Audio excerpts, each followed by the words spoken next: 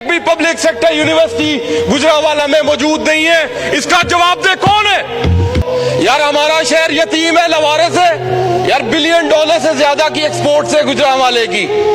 कोई यूनिवर्सिटी नहीं, कोई अस्पताल नहीं। और यार साडे बालों के नक वंदन, असी कोई यतीम आ? कोई गल करन वाली? टैक्स लवो साडे कोलों, हस्पताल ना दवो, यूनिवर्सिटी ना दवो, वो किते पढ़ लिख के साडे बाल तुहाडे मुकाबले से ना आ जावन। खुदा दा नाम मनो यार, इंज ते ना कीता करो।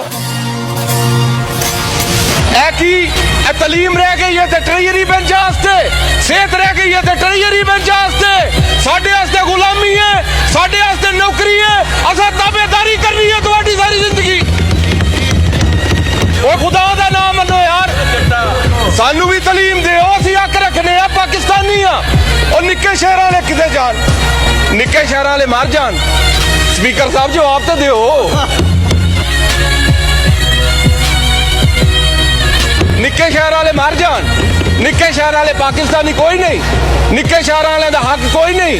तलीम वड्डे शहर वालियां दी, सेहत वड्डे शहर वालियां दी, रोजगार वड्डे से शहर वालियां दा। साडे वास्ते जलालत है, वोट पाविए, वोट भी ना ठीक जगह ते अपने। यार कोई गल है?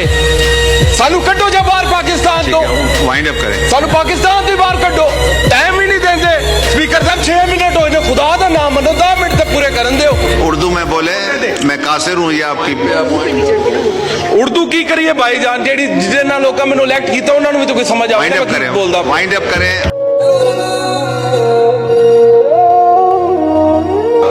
होवे जितना ही जुल्म दलेरां दी, कदी गैरत मुकना कोई नहीं। हिक डैबिया चार खलोवे सन, ए सिलसिला रुकना कोई नहीं।